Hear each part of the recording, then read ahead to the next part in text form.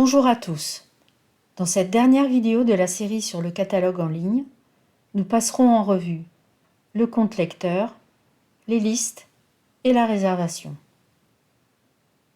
Il est bien sûr possible de rechercher dans le catalogue de manière anonyme, mais les lecteurs inscrits, lorsqu'ils s'identifient, bénéficient de services supplémentaires.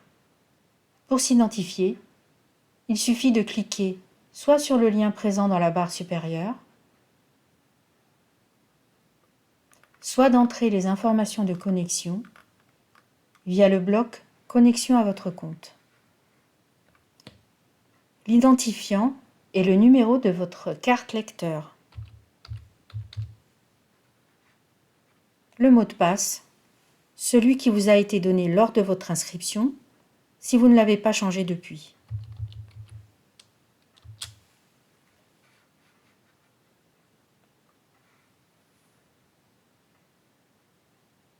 Depuis cette interface personnalisée, l'on peut consulter des messages des bibliothécaires,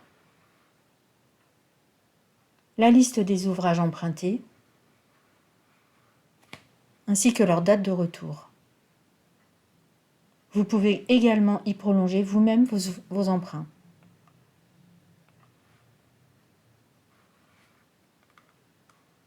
Le menu personnalisé vous permet de soumettre au bibliothécaire une demande de changement de vos informations personnelles, telles qu'un changement d'adresse, de visualiser vos tags,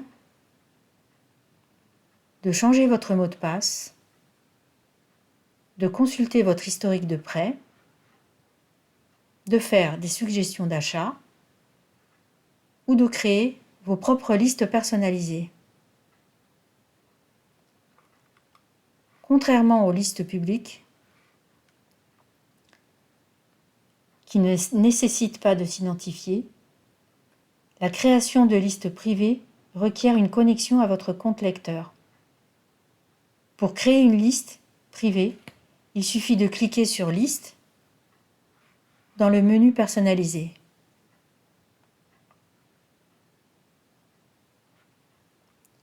Cliquez ensuite sur « Nouvelle liste » et donnez-lui un nom.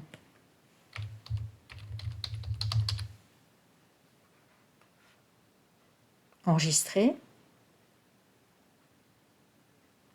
Il ne vous reste plus qu'à naviguer dans le catalogue afin de sélectionner les ouvrages que vous désirez y voir figurer.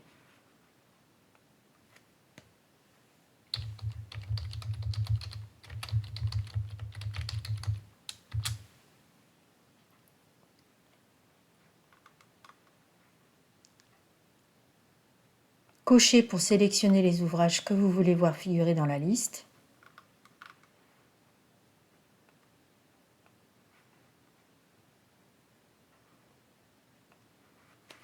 Puis cliquez sur « Ajouter à » et choisissez votre liste dans « Mes listes ».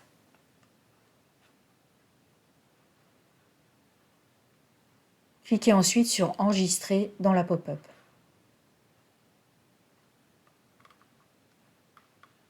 Pour consulter votre liste, vous pouvez soit repasser par votre compte lecteur,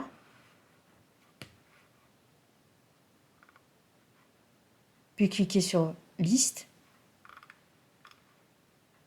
soit passer par le menu « Liste ».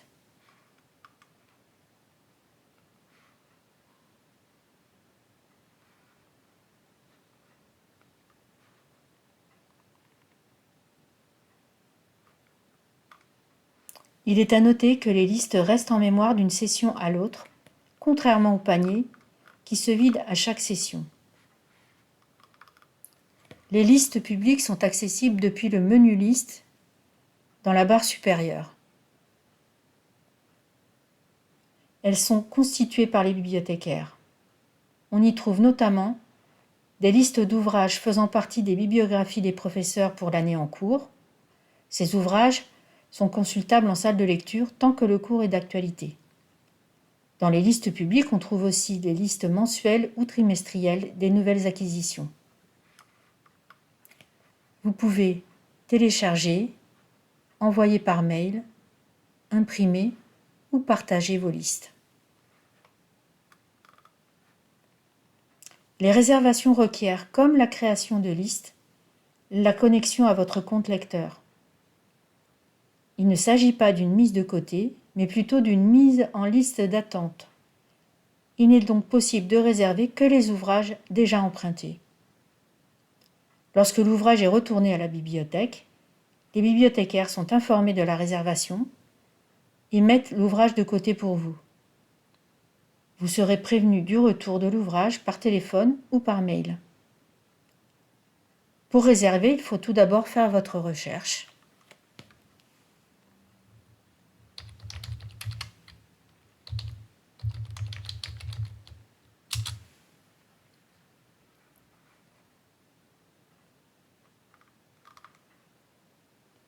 Puis lorsque l'ouvrage est emprunté, vous pouvez cliquer sur « Réserver ».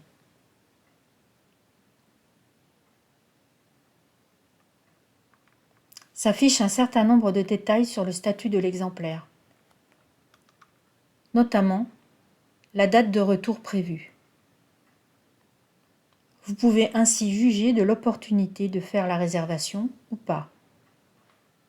Si vous êtes toujours intéressé, cliquez sur « Confirmer la réservation ».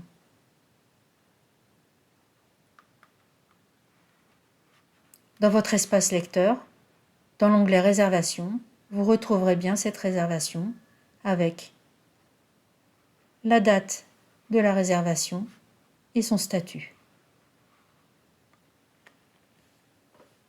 Cette vidéo clôture notre série sur le catalogue en ligne. Prochainement seront mis en ligne d'autres tutos, portant notamment sur des ressources en ligne telles que Atlas Serials Plus ou le Sudoc. À bientôt!